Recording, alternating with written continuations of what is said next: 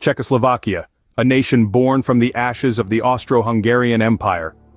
This heart of Europe became a melting pot of cultures, including Czechs, Slovaks, and Ruthenians.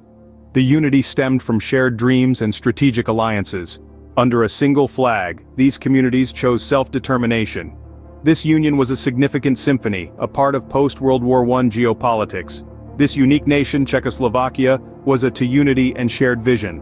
Let's explore this remarkable country's birth. Buckle up, history enthusiasts, as we embark on this captivating journey through time. Join me on this historical journey. At the forefront of this movement was Tomas Masaryk, a strong advocate of Czech and Slovak unity. Born to a Slovak father and a Czech mother, Masaryk personified this unity. His upbringing in Hodonín, a town on the Moravian Slovak where Czech and Slovak cultures intertwined, provided him an intimate understanding of their shared heritage. Masaryk viewed this as the basis of a united Czechoslovak state. More than a dreamer, he was pragmatic. He recognized that unity wasn't solely about shared culture, but also about shared interests and mutual support. He saw how the Czech region's industrial power could balance the Slovak area's agricultural wealth, forming a stronger nation. Aware of the geopolitical realities, he knew a united Czechoslovakia could better withstand pressures from larger neighbors, Germany and Hungary. Driven by this vision of an independent, unified Czechoslovakia, Masaryk championed its creation in Europe and the US. His vision resonated with the Czechs and Slovaks, offering them a sense of identity and purpose, molding them into a nation. In the end, it was this vision of Tomas Masaryk, born and raised in the midst of both cultures, that brought Czechoslovakia into being. He saw their commonalities and used them to build a nation. And in doing so, he changed the course of history. But there were more than just sentimental reasons. The reasons behind Czechoslovakia's union extended beyond emotions, interlacing complex geopolitical, economic, and cultural elements. Let's start with safety. Czechoslovakia's strategic location between Germany and Hungary put it in a delicate position. The union provided a unified front against potential threats. It was a clear case of unity being strength, an entity standing tall against pressures. This unity also offered the Czechs and Slovaks the platform for self-determination, a concept endorsed by Woodrow Wilson. Free from the Austro-Hungarian Empire, they yearned for self-governance.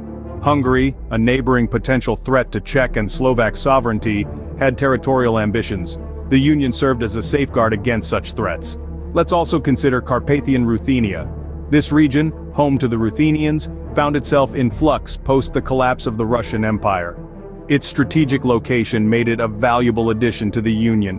The rationale extended beyond politics and security to economics.